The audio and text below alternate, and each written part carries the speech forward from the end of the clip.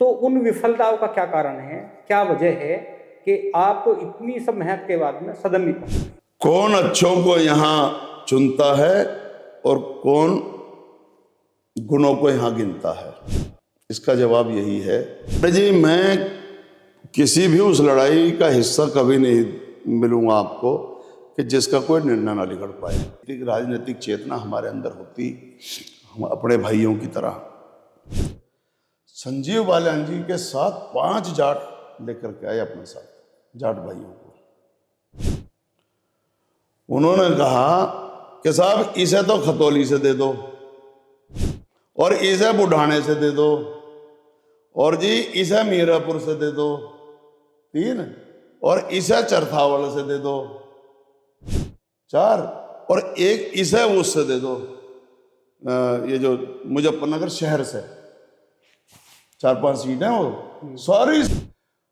उनने अपनी बिरादरी के लोगों की पैरवी करी ना। संजीव बालियान जी कह लगे दूसरों के लिए छोड़ोगे, मैंने की जी पुरका जी भी लड़ लेंगे ये। उसके जब चुनाव होने वाले थे तो अवतार सिंह बडाना ने पार्टी ज्वाइन करी, तो उसने चूंकि मुखिया गुजर बड़ा नाम है, बड़ा संघर्ष वाला नाम है, इसे मारना है, अगर ये सदन में पहुंच गया तो इन सबका बाप बन जाएगा। तो उसने मुझे मारने के लिए पूरी यूपी में उसे कोई सीट नजर नहीं आई, मीरापुर पड़ गया। आज सेव इंडिया न्यूज के मंच पर मुखिया गुर्जर जी हैं, आप प्रतीक सेना के राष्ट्रीय अध्यक्ष हैं और समाजवादी पार्टी के बहुत वरिष्ठ नेता हैं। लगातार अगर मैं बात करूं तो पिछले लगभग 3.5 से 4 दशक से मैं लगातार राजनीति देख रहा हूं, और पूरे उत्तर भारत में आप लगातार जो अपना सोशल मूवमेंट है, जो प्रतीक सेना है, उसके उस मंच से लगातार आप सोशल काम करते रहे। सर, आपका बहुत बहुत स्वागत है। बहुत बहुत धन्यवाद आदरणीय पंडित जी। आज सर आप बहुत दिन बाद नजर आए। आज आपने बहुत दिन बाद बुलाया। सर, सवाल ये है कि अगर हम पश्चिम उत्तर प्रदेश की बात करूं तो पश्चिम उत्तर प्रदेश में क्या मतलब उत्तर प्रदेश की सबसे बड़ी मांग है, सबसे लंबी मांग है। 1955 में पहली बार एक मांग उठी थी कि पश्चिम उत्तर प्रदेश में हाईकोर्ट की बेंच दे दी जाए, और 1955 से लेके आज तक 2025 है लगातार जो अधिवक्ता हैं वेस्ट यूपी के, जो बार एसोसिएशन हैं, वो लगातार मांग उठाती है, लगातार धरने प्रदर्शन होते हैं। ना जाने कितनी बार मेयर से दिल्ली तक यात्राएं निकली और तमाम पॉलिटिकल लोगों ने यहाँ का आश्वासन दिया, लेकिन जब वो पॉलिटिकल पार्टियां सत्ता में होती हैं तो उसके बाद फिर वो कभी पीछे मुड़कर नहीं देखती, और फिर आज तक कभी हाईकोर्ट की बेंच पर ध्यान नहीं दिया। तो मैं देख रहा हूँ कि समाजवादी पार्टी के वहाँ 3 विधायक थे इस बार भी, जिस दिन ये 17 दिसंबर को बंद था, आप नजर नहीं आए। आदरणीय पंडित जी, मैं किसी भी उस लड़ाई का हिस्सा कभी नहीं मिलूंगा आपको कि जिसका कोई निर्णय ना बिगड़ पाए। मैं उस लड़ाई का हिस्सा होता हूं और मैं उसी में ही शामिल भाग लेता हूं कि जिस लड़ाई का कुछ निष्कर्ष निकल के आए। ये मांग पिछले देश की आज़ादी के बाद से ही हमारे अधिवक्ता और नेतागणों ने बहुत बड़े स्तर पर उठाई। कोरे आश्वासन के बाद आज तक कुछ नहीं मिला। अधिवक्ताओं के इस आंदोलन की पिछले कितने देश की आजादी के बाद से चल रहा है, इसकी हवा निकल चुकी है। इसलिए इनको जब ये मांग ही बेंच रहे हैं तो इन्हें स्टूल भी नहीं देने का कोई। मेरा ये कहना है, मैं बताता हूं आपको, डॉक्टर संपूर्णानंद, नारायण दत्त तिवारी जी, बनारसी दास गुप्ता जी और वीपी सिंह जी की सरकारों ने केंद्र सरकार को अपनी राज्य सरकार से प्रस्ताव पास करके संस्तुति भी भेज चुकी सरकारें केंद्र को। उसके बावजूद आज तक इस पर कोई विचार नहीं किया गया।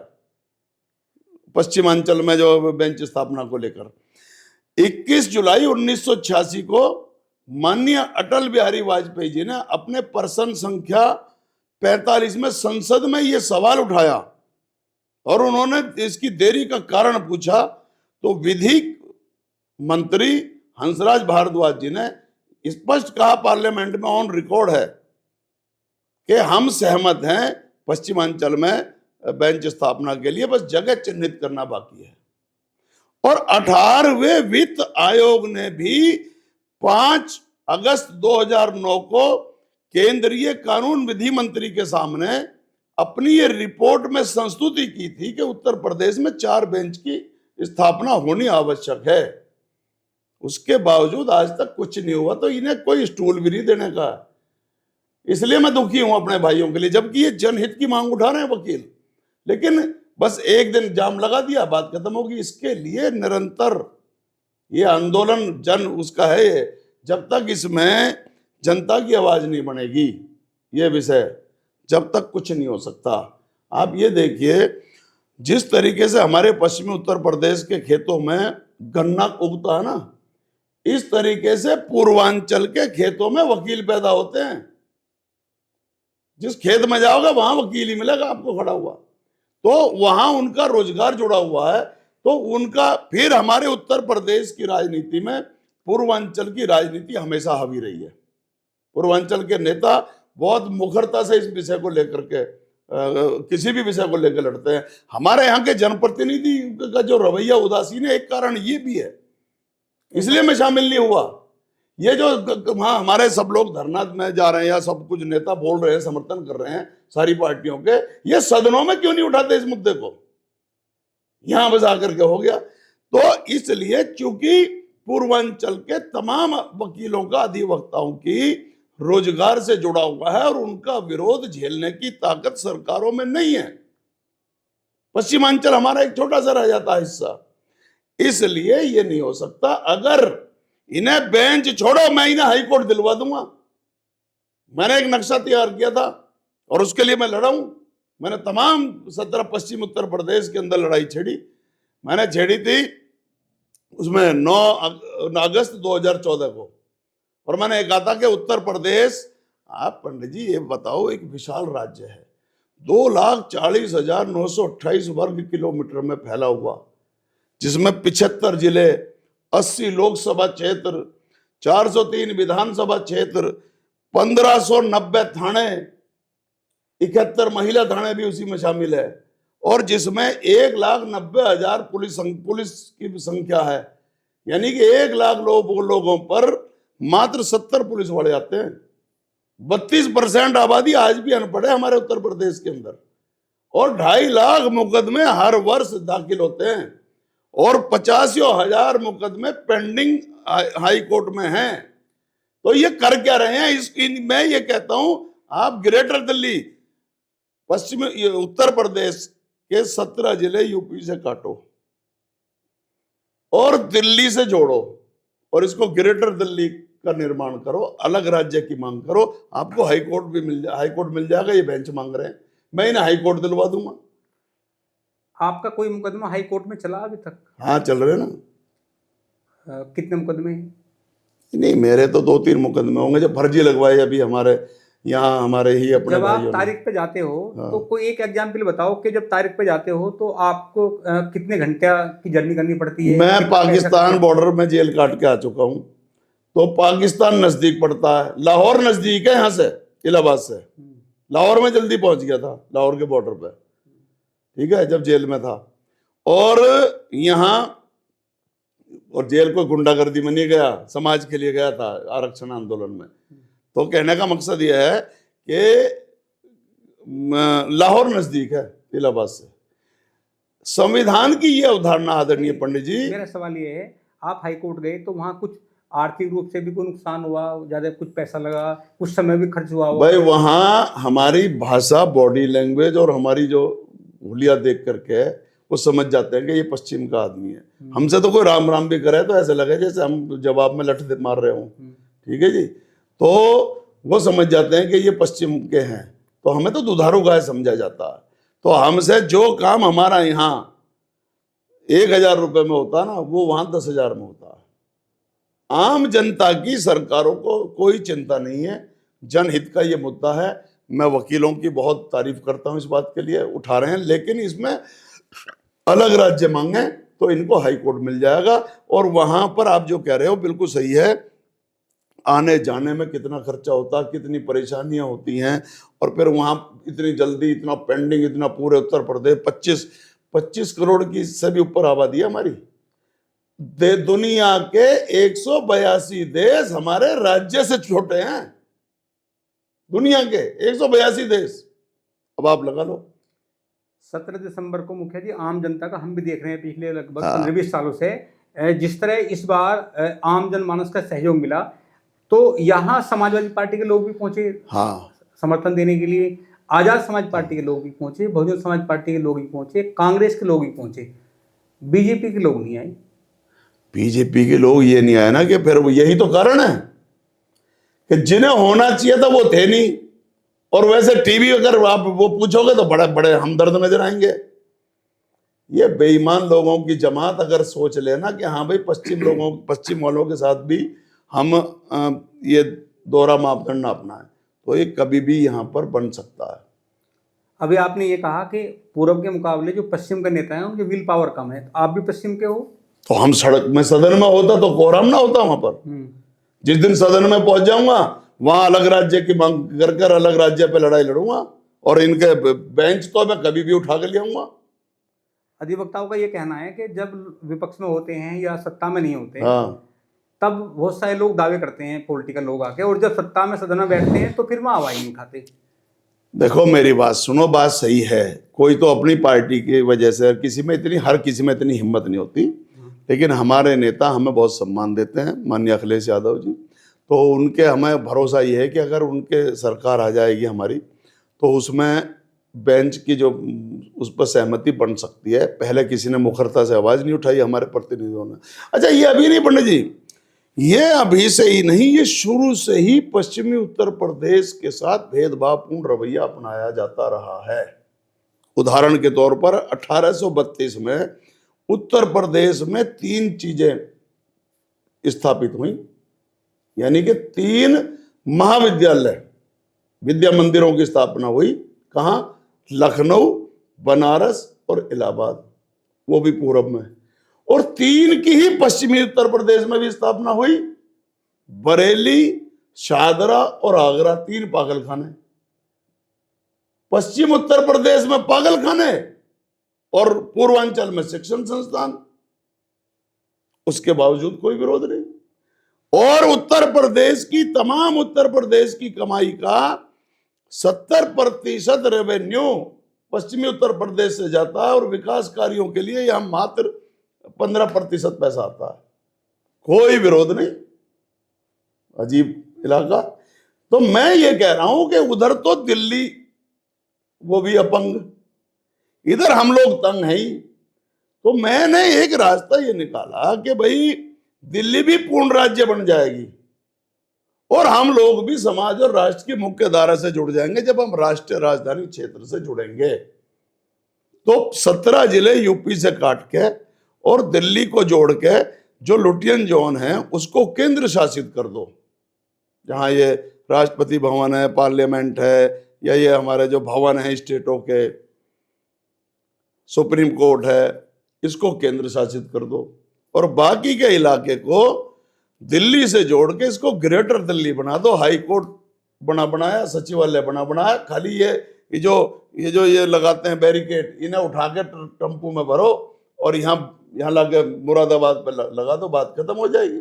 तो ये आपकी बात सरकार क्यों नहीं मानती? सरकार क्यों नहीं मानती? ये माल आ रहा है यहाँ से, पैसे जाता है, ट्रंक भर के जाते हैं रोज हमारे यहाँ से। पूरे देश में पश्चिमी उत्तर प्रदेश से ज्यादा उपजाऊ जमीन कहीं नहीं है, इससे बड़ा राजस्व वाला क्षेत्र कहीं नहीं है पूरे देश के अंदर। इसलिए बस इसको लूटा खसोटी मच रही है, और हमारे यहाँ के लोग हिंदू मुस्लिम के जो नारा दे करके उसमें फंसा रखा है। अधिवक्ताओं का ये कहना था कि समाजवादी पार्टी के वेस्ट यूपी में बड़ी संख्या में सांसद हैं, लेकिन बीजेपी के तो 3 सांसदों ने उठाया, लेकिन समाजवादी पार्टी के नेताओं ने ये मुद्दा संसद में भी नहीं उठाया, जबकि जनवरी में उनका घेराव किया गया था। उनसे कहा गया था कि शीतकालीन सत्र में ये मांग उठाई जाएगी। अनुच्छेद 3 के तहत, संविधान के अनुच्छेद 3 के तहत ये केंद्र को वो है अधिकार, और राज्य सरकार संस्तुति जब कर चुकी हैं तो फिर केंद्र में हमारी सरकार है क्या? मुद्दा उठाने के लिए कोई डेलीगेशन, चलो मेरे साथ, चलो मेरे नेता, क्या हम मुद्दा उठवाएंगे? जब कोई संपर्क ही नहीं करेगा, बात ही नहीं करेगा, तो कौन उठाएगा मुद्दा? अजय जी, मैंने देखा अभी हरियाणा में सूरजकुंड पर थे, हाँ, गुजर महोत्सव। तो एक बार जानना चाहेंगे तमाम साथी कि ये जो गुजर महोत्सव हर साल होता है या पर्टिकुलर वो स्थान है कि वहीं पे होता है जब भी होता है, कहीं अलग भी होता है क्या? नहीं नहीं नहीं, वहीं सूरज कुंड एक केंद्र बना दिया, तो वो हर वर्ष होता है गुजर महोत्सव। क्या मुद्दे होते हैं? नहीं, मुद्दा क्या, उसमें एक हर समाज के अपना अपना एक इतिहास है, गौरवशाली इतिहास है सभी समाजों का। हम तो हर बिरादरी का सम्मान करते हैं, तो इसलिए सर अपने अपने समाज की वहाँ जो एक ऐतिहासिक धरोहर हैं, जो संस्कृति अपनी, उसको लेकर भिन्न भिन्न भिन्न संस्कृति के अलग अलग राज्यों से लोग आते हैं, आपस में मिलते जुलते हैं, तो एक बढ़िया अच्छा लगता है कि समाज का। मैंने आपका फोटो देखा तो आपका फोटो राजस्थानी लुक में था बिल्कुल। वो असलियत में राजस्थानी में साफा बांधता हूँ। मैं राजस्थान में 12 साल रहा। मैंने आरक्षण का आंदोलन वहाँ आगाज किया था, उसके बाद फिर लड़ाइयाँ लड़ी बहुत। तो वहाँ लोगों ने मुझे सम्मान स्वरूप ये पगड़ी भेंट करी थी, तो मैं उनका राजस्थान का सम्मान सदैव अपने दिल में संजोए रखता हूँ। तो इसलिए मैं वो साफा बांधता हूँ, और वो हमारी संस्कृति का हिस्सा था ना।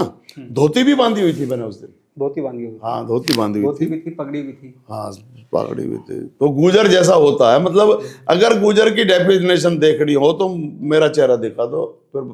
अच्छा ये बताओ कि आपका तो लंबा कैरियर है पॉलिटिकल में और सामाजिक कार्यों में। आप बहुत बार जेल गए। जब गुजर आरक्षण का मांग का बड़ा आंदोलन चल रहा था राजस्थान से लेकर कश्मीर तक, तब भी आप जेल गए, राजस्थान जेलों में रहे।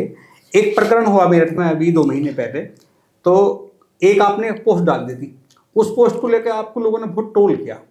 कौन सी पोस्ट? एक आपने पोस्ट डाल दी थी, एक आपकी वीडियो चली थी। वीडियो पोस्ट का वो वीडियो चली थी कि एक प्रकरण हो गया था, एक लड़के ने एक दूसरे लड़के को अच्छा, नाक रगड़ाई वाला? नाक रगड़ का मामला था। अच्छा। नाक रगड़वा दी थी, और आप उस पक्ष के पास चले गए थे जिस पक्ष का वो लड़का पीड़ित था। हाँ। और आपने वहां बोल दिया था कि भाई इसके साथ नाइंसाफी हुई है। तो आपको लेके कुछ लोगों ने बहुत ट्रोल किया, बहुत आपत्तिजनक शब्द भी लिखे सोशल मीडिया पे आपको लेके।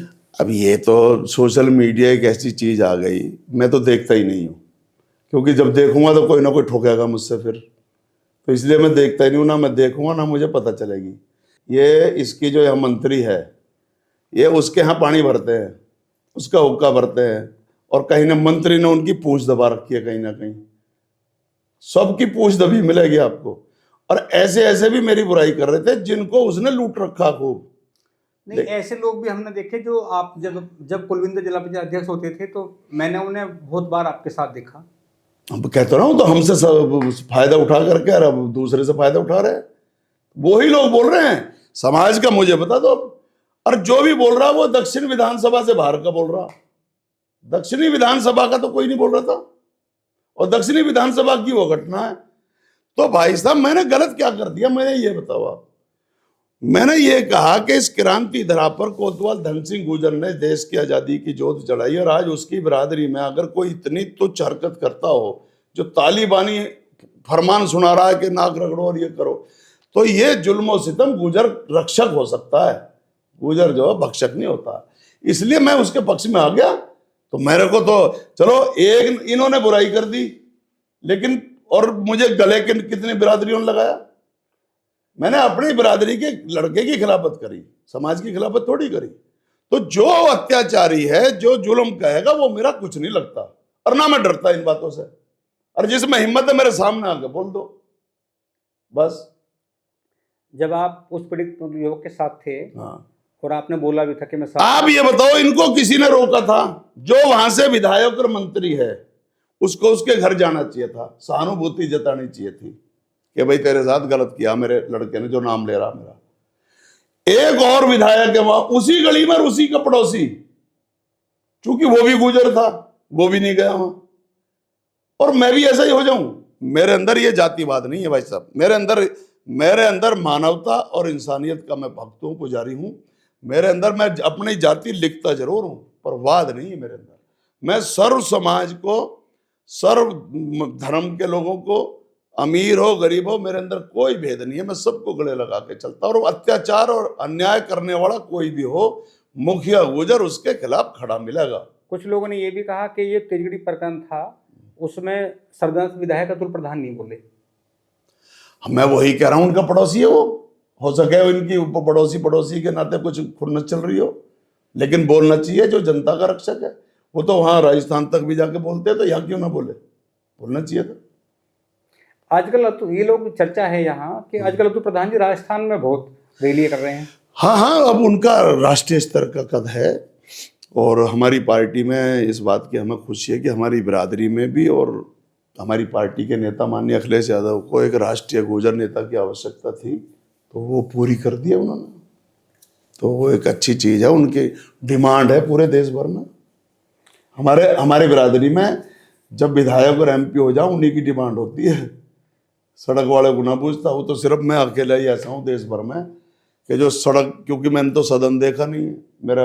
मेरा बेटा मैंने सबसे छोटी उम्र में जिला पंचायत का अध्यक्ष मेरठ में बनाया और ऐसे ही नहीं बना दिया, बहुत संघर्ष के बाद बना।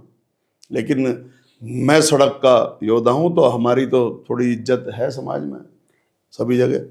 ऐसा लोग कहते हैं कि आपने बहुत सारे जो आपके साथ लोग थे वो विधायक बन गए, विधानसभा पहुंच गए, कुछ लोकसभा पहुंच गए, और जैसे कुलविंदर भी आपके बेटे हैं छोटे, वो भी जो डिस्ट्रिक्ट बोर्ड का सदन है उसके चेयरमैन आपने बना दिए। लेकिन और आपने चुनाव बहुत सारे लड़े, विधानसभा का लड़ा आपने, लोकसभा का भी लड़ा। तो उन विफलताओं का क्या कारण है, क्या वजह है कि आप इतनी सब मेहनत के बाद में सदन नहीं पहुंच पाए? कौन अच्छों को यहाँ चुनता है और कौन गुणों को यहाँ गिनता है, इसका जवाब यही है कि हमारे यहाँ मेरी तकदीर में विधाता ने संघर्ष लिख दिया। पंडित जी, मैं जब बहुत छोटी उम्र का था, 25 साल का, तो लोकसभा का चुनाव लड़ा एक बारी कांग्रेस के टिकट पर, समाजवादी के, लेकिन हार गया। तो मैंने संविधान, भीमराव बाबा अंबेडकर जी ने उसमें 2 जन समस्याओं के निवारण के लिए 2 स्थान गिना रखे हैं। अगर आप चुनाव जीत कर जाओ तो सदन में आवाज उठाओ, और यदि आप चुनाव हार गए तो सड़क पे कोहराम होना चाहिए। तो मैं सड़क पे आंदोलन कर रहा हूं। मैंने अपने नाम का पैरामीटर 30 साल से, 25 साल का था जब मैं लोकसभा का चुनाव लड़ा, 30 साल से आज तक नाम का पैरामीटर डाउन नहीं आने दिया। चाहे मैं सरकार में भी रहते हुए मैंने अपनी सरकारों का भी विरोध किया गलत बात के ऊपर।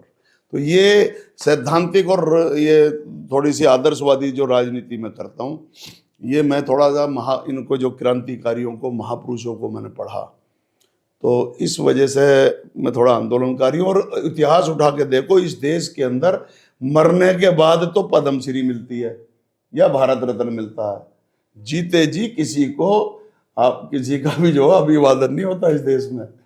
ये देश बड़ा अजीब है, बड़ा बहुत संघर्ष करने वाले की गाथा।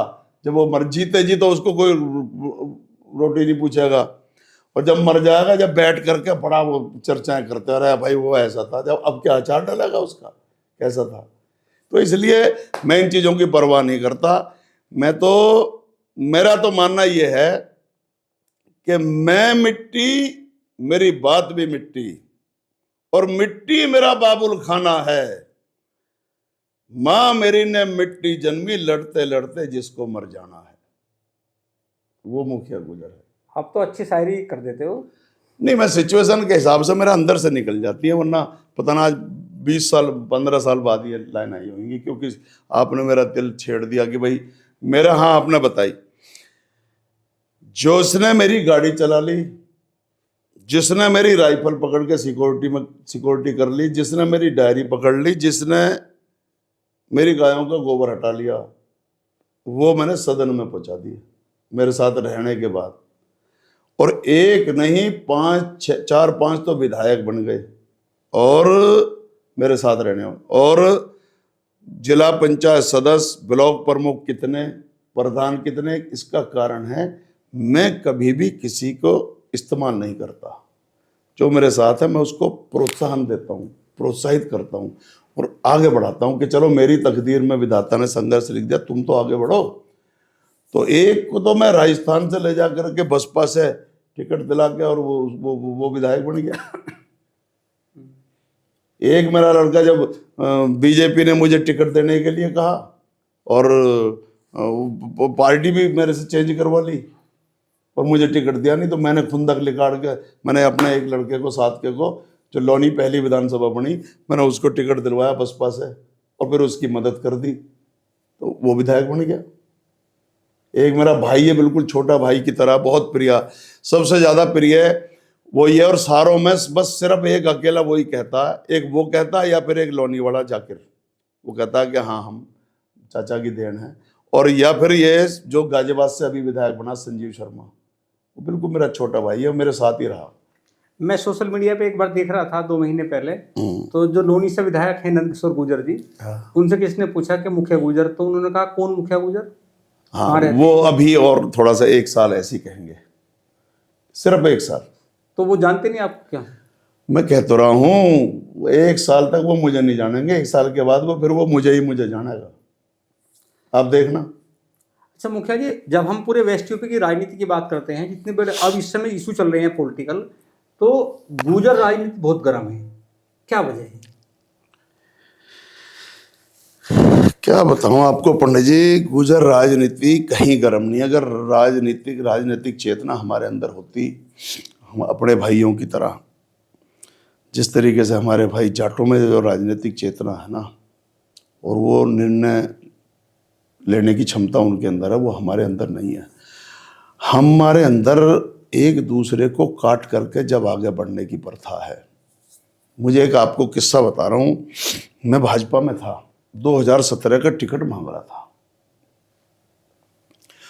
और सर्किट हाउस मुजफ्फरनगर में माननीय सुनील बंसल जी जो संगठन मंत्री थे भाजपा के, और केंद्र में मिनिस्टर थे माननीय संजीव बालियान जी। तो मैं जब भाजपा में ही था, तो मैं मीरापुर से टिकट मांग रहा था। तो हम सब जो है उनसे बात कर रहे अपनी अपनी, और भी कई लोग टिकट मांग रहे थे अपने अलग अलग सीटों से। संजीव बालियान जी के साथ 5 जाट लेकर के आए अपने साथ, जाट भाइयों को। उन्होंने कहा कि साहब इसे तो खतौली से दे दो, और इसे बुढ़ाने से दे दो, और जी इसे मीरापुर से दे दो 3, और इसे चरथावल से दे दो 4, और एक इसे उससे दे दो, ये जो मुजफ्फरनगर शहर से 4-5 सीट है, वो सारी सीटों से मेरे सामने की बात है। कभी बात होगी तो मैं बात भी कर लूंगा बालियान जी से। उसने अपनी बिरादरी के लोगों की पैरवी करी ना।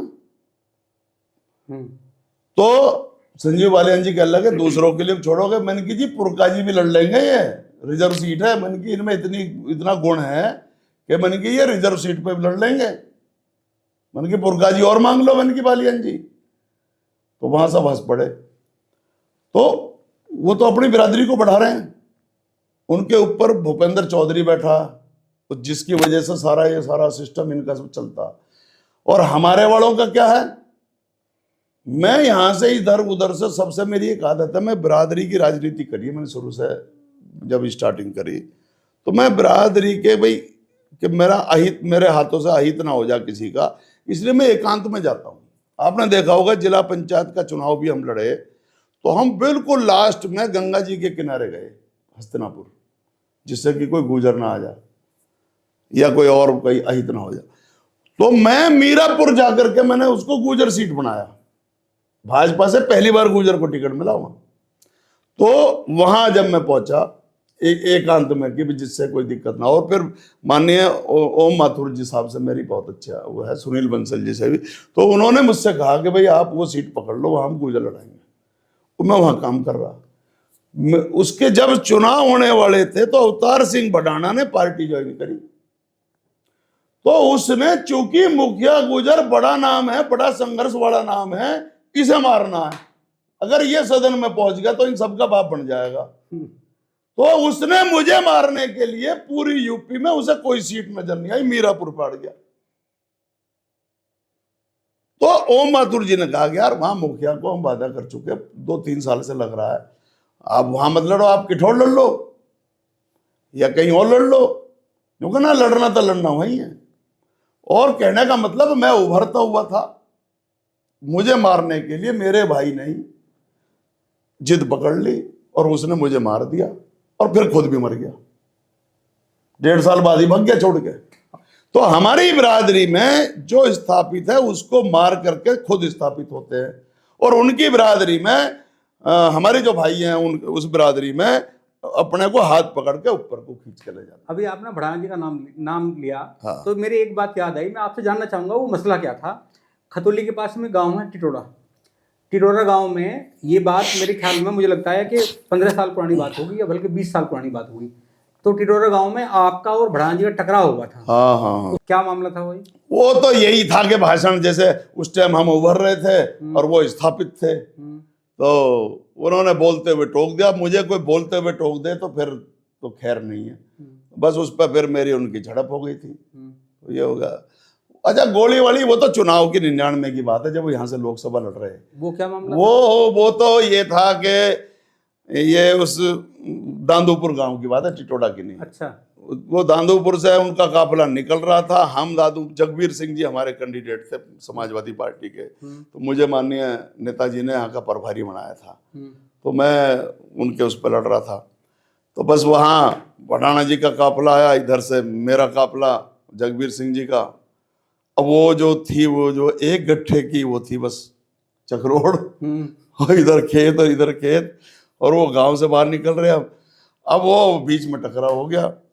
तो ये हमने माइक में था हमारे, उस पर गाड़ी पे लगा हुआ, हमने कहा भाई अपना काफिला पीछे करो, तो वो कहने लगे तुम पीछे करो। चलो हमने सोचा कि चलो देख लेंगे, हम भी पीछे कर लेंगे। लेकिन इतने में क्या हुआ, वो भड़ाना जी के समर्थक अवतार सिंह भड़ाना जिंदाबाद, चलो हम अवतार सिंह भड़ाना जिंदाबाद है, हमें कोई दिक्कत नहीं। फिर मैं सनी देओल का बहुत बड़ा भक्त हूँ और धर्मेंद्र का पिक्चर देखने में, तो मैंने कि भाई तो कोई बात नहीं, अवतार भड़ाना जिंदाबाद। जो क्या जगबीर सिंह गुजर मुर्दाबाद। अब मैं जगबीर का सारथी,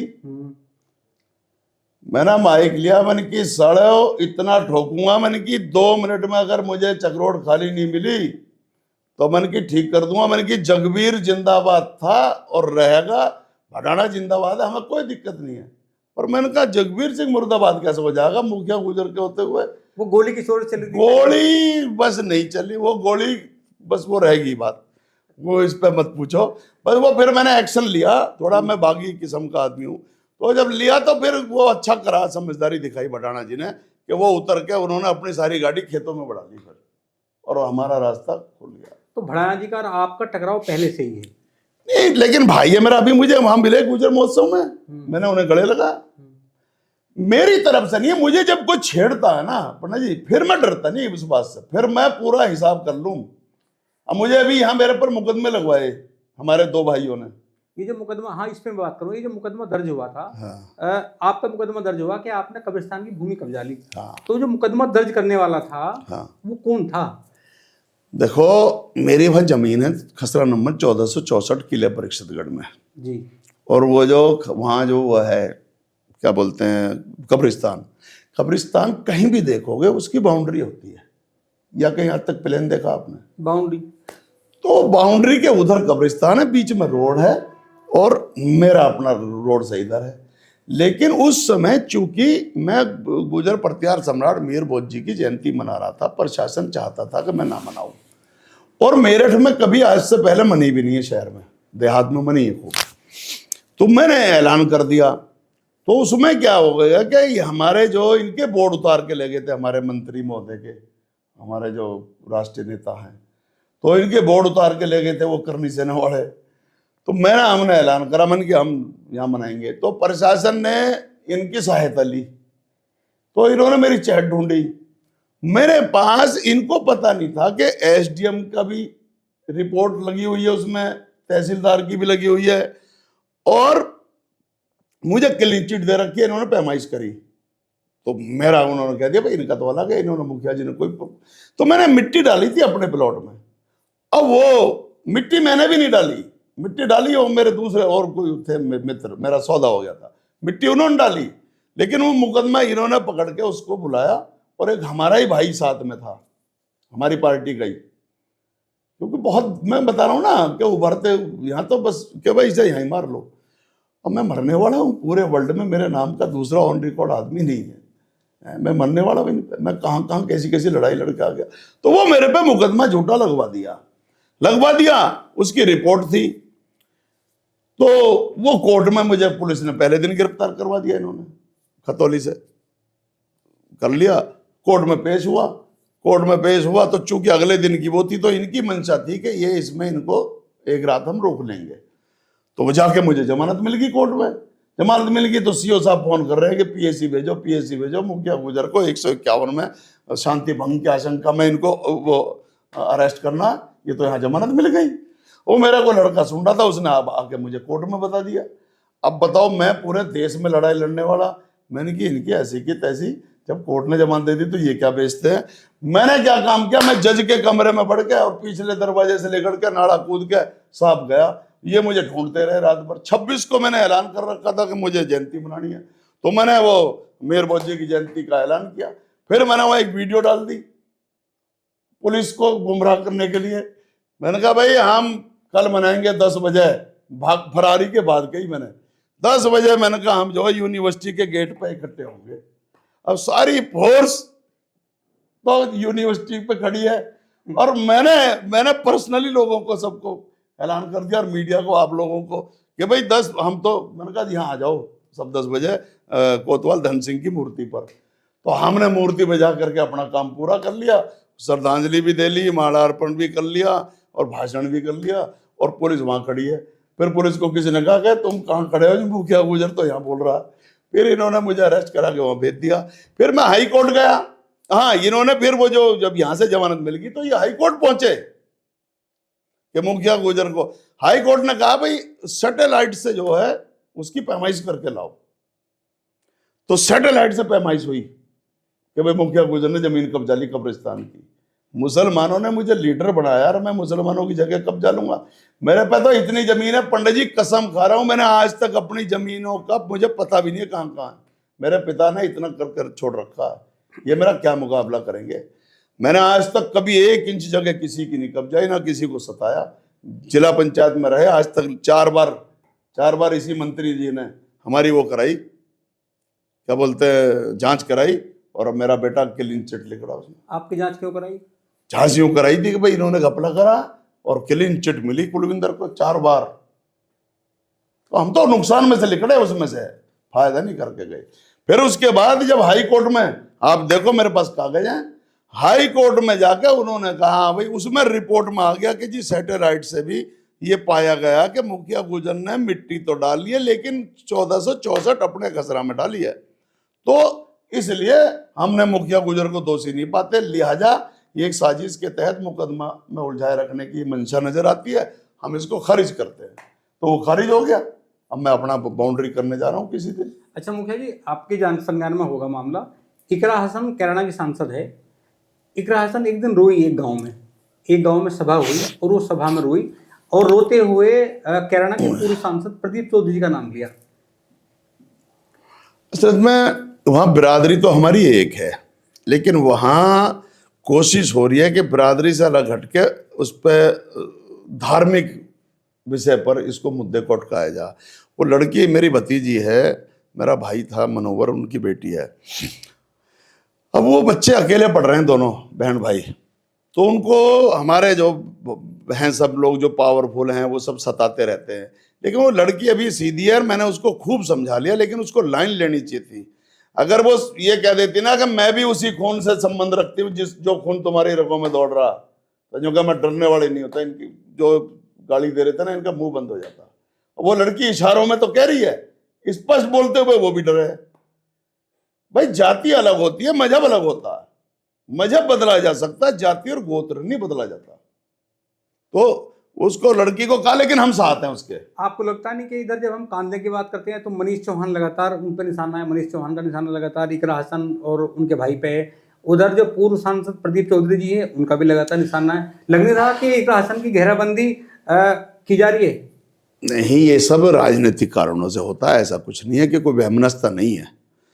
मनीष भी मेरा भतीजा है, वहमनस्ता नहीं है, प्रदीप भी भाई है, लेकिन वहमनस्ता नहीं है। लेकिन हाँ, राजनीतिक कारणों से ये सब चीज़ें चलती है, क्योंकि इसकी जो बेस है ना भाजपा का, वो धार्मिक उन्माद भड़काना, सांप्रदायिक सौहार्द बिगाड़ना, तो इसके ऊपर टिका हुआ इसलिए है। बाकी अच्छा चलो, वो विरोध में है तो उसका चाचा तो बैठा है, इकरा का मैं हूं ना उसके साथ।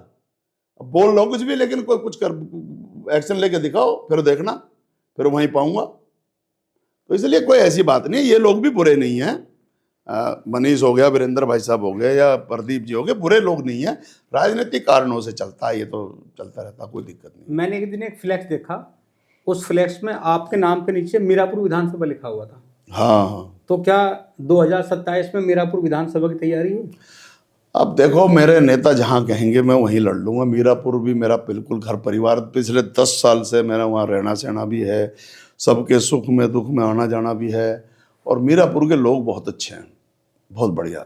इधर मुझे यहाँ बहुत बुलाते हैं, मेरठ दक्षिण में भी बहुत पुकार है।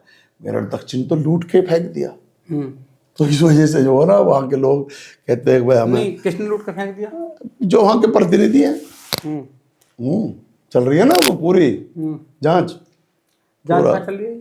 जांचना चल रही है, जो लोगों का सारी कानून की धज्जियां उड़ाते हुए नियम और कानून के विरोध में अब ये जो वो डल गया है, उसके उनके खिलाफ तो जांच शुरू हो गई है। जो यहाँ इतनी जमीन दलितों की और दुनिया भर की कितनी कब्जा रखी है, इसके अलावा साथ साथ अब और भी तैयारी चल रही है उनकी जो और ज़मीनों की भी जांच होने की। एक थोड़ी है, कितने लोगों को बर्बाद किया उन्होंने, कितने लोगों को, गरीब दलितों को कितना मारा उनने, तो वो सारा हो रहा है। तो हिसाब होने वाला भी महीने भर में, जनवरी में देख लेना। क्या हिसाब हो जाएगा? अभी आ जाएगा अखबार में, देख लेना। अध्यक्ष जी, आपकी कितनी उम्र हो गई? मैं 55 का हो गया। 55 साल के हो? पर कोई मानता नहीं है, कम का माने। क्या खाते हो आप? मैं गिर गाय का दूध और घी, दही, मक्खन, और अपने बच्चों को मैंने आज तक भैंस का या डिब्बे का या पाउडर का आज तक मैंने दूध में वो नहीं होने दिया। अपने गुजरात से मैं 2 गाय लेके आया और उनके ऊपर सुबह ही हाथ फेरता हूँ, उनकी सेवा करता हूँ, और बाकी रखे हुए हैं काम करने वाले। पहला चुनाव आपने किस सन में लड़ा? उस समय आपकी कितनी उम्र थी? मैं 25 साल का था जब 1996 में लड़ा था। अब 30 साल हो जाएंगे मेरा जो 25 अभी तक साल। आप कितने चुनाव लड़ चुके? मैं अभी हिसाब जोड़ना पड़ेगा, 9-10 तो लड़ चुका, जिसमें मैंने 2 बार अपने भाई को पार्षद लड़ाया तो दोबारा जिता लिया उसे। भाई भी पार्षद बना, बेटा जीत गया। जिसको लड़ा देता हूँ वो जीत जाता है। इस बार मुखिया गुजर खुद को चुनाव लड़ाएगा और खुद अब इस बार जीतेंगे, देखना। लोग कहते हैं कि मुखिया जी में एनर्जी बहुत है, बहुत एनर्जेटिक है। एक तो मैं आशावादी हूं और एक मैं सकारात्मक सोच का हूं। मेरे अंदर घृणा नहीं है किसी के प्रति भी, द्वेष भावना नहीं है, और इसलिए मेरा मन मस्तिष्क ठीक है। हनुमान जी का मैं पूजा करता हूं, और माननीय मुलायम सिंह यादव मेरे नेता, और चौधरी चरण सिंह, सरदार पटेल, शहीद भगत सिंह, विजय सिंह पथिक, ऐसे मेरे सब आदर्श हैं। 2027 की क्या स्थिति है, आपको क्या लग रहा है? 2027 देखो, ये बेईमानी से वोट चोरी करके ये लोग सत्ता हथिया रहे हैं। बिहार में भी यही करा इन्होंने, लेकिन ये बिहार नहीं है, ये तेजस्वी नहीं है, ये अखिलेश यादव है इसका नाम। ये वो चाणक्य है, पूरा कृष्ण जी की कॉपी है, 16 कलाओं में माहिर है मेरा नेता। तो तमाम बिरादरियां अखिलेश जी के साथ हैं, तो मुझे तो ऐसा कोई दिक्कत नहीं है, सरकार बन जाएगी इस बार। जो पीडीए वाला कॉन्सेप्ट था समाजवादी पार्टी का, अब बीजेपी भी उस तरफ चली है। बीजेपी ने कुर्मी नेता को, पंकज चौधरी 7 बार के सांसद हैं, उन्हें उत्तर प्रदेश का अध्यक्ष बनाया है। तो लगता नहीं कि पीडीए का जो कॉन्सेप्ट था उसी कॉन्सेप्ट पे भाजपा है? चाहे किसी को बना लो, पहले भी तो पिछड़ा ही था हमारे वाला भूपेंद्र चौधरी, ये भी हमारी बिरादरी है, कुर्मी भी और गुजर एक ही बिरादरी है भी, तो ये भी तो लेकिन चलेगी तो वहां बाबा की, चाहे किसी को बना लो, लेकिन वहां जो वो रहेगी ठकुराट, वो बाबा की रहेगी। तुम्हारा भी कुछ ना हो, तुम राजी हो लो मुख्यमंत्री बन गया, कोई नहीं पूछता, कोई नहीं पूछेगा। 2027 में आपको क्या लग रहा है उत्तर प्रदेश? 2027 में बिल्कुल सरकार बनेगी। जैसे लोकसभा में लोगों ने माननीय अखिलेश यादव को ताकत दी, उसी तरीके से समाजवादी पार्टी की और हमारा जो गठबंधन जिसके साथ भी है, जो भी हमारे हैं अलाइज, उनके साथ मिलके हम लड़ेंगे महागठबंधन के। आप देख लेना, सरकार बनेगी और यहाँ की जनता राहत की सांस लेगी। तो साथियों, हम लोग बात कर रहे थे मुखिया गुजर जी से। मुखिया गुजर जी प्रतीक सेना के राष्ट्रीय अध्यक्ष और बहुत लंबे समय से, पहली बार 96 में पहली बार बागपत से चुनाव लड़ा, चौधरी अजीत सिंह जी के सामने चुनाव लड़ा, हालांकि हार गए। और लगातार जब हम सकारात्मकता की बात करते हैं तो लगातार चुनाव लड़ते हैं और हारने का गम नहीं होता। हालांकि नेताओं की, जो नेता होते हैं उनके अंदर ये काबिलियत होती है, जो जिनका दिल बड़ा होता है, कि हार और जीत उनके लिए श्रृंगार होता है। और लगातार हर मुद्दे पे बहुत निर्भीकता के साथ में बात करते हैं और किसी भी मुद्दे पे कभी हिचकते नहीं हैं और लगातार संघर्ष कर रहे हैं। इस बार हालांकि मीरापुर विधानसभा चुनाव चिन्हित किया है, वहाँ लगातार काम कर रहे हैं, मेयर दक्षिण में भी काम कर रहे हैं, लेकिन मीरापुर इनकी बहुत चॉइस की सीट है। 2024 में अमरोहा से चुनाव लड़े थे, वहाँ भी हार का सामना करना पड़ा, लेकिन कोई बात नहीं, हार जीत तो राजनीति में श्रृंगार होता है। मैं आपके उज्जवल भविष्य की कामना करता हूँ। आप और डॉक्टर रविंद्र राणा एक बहुत बढ़िया जमीनी पत्रकारिता आप कर रहे हैं, जो आज देखने में नहीं मिलती। तो आप दोनों बस इसी को ही अपनी पूंजी है आपकी, ये सादगी और सरलता और विनम्रता, इसको लेकर के और जमीनी लोगों के मुद्दों को उठा करके और इस चौथे स्तंभ की को सार्थकता निभाने के लिए आप ये भूमिका निभाएं। आपको मैं बहुत शुभकामना देता हूँ। साथियों, बहुत सारे मुद्दों पर मुखिया जी ने बहुत निर्भीकता के साथ में बात की और अलग अलग मुद्दों पर बात की, बहुत स्पष्टता के साथ में बात की। तो आप एक बार कमेंट बॉक्स में लिखकर जरूर बताइए कि जिस निर्भीकता के साथ में आप बात करते हैं, बेहिचक बोलते हैं कि ये इनके जीवन के लिए, पॉलिटिकल जीवन के लिए वो सकारात्मक है, नकारात्मक है, आप कमेंट बॉक्स में जरूर लिखिए। नमस्कार।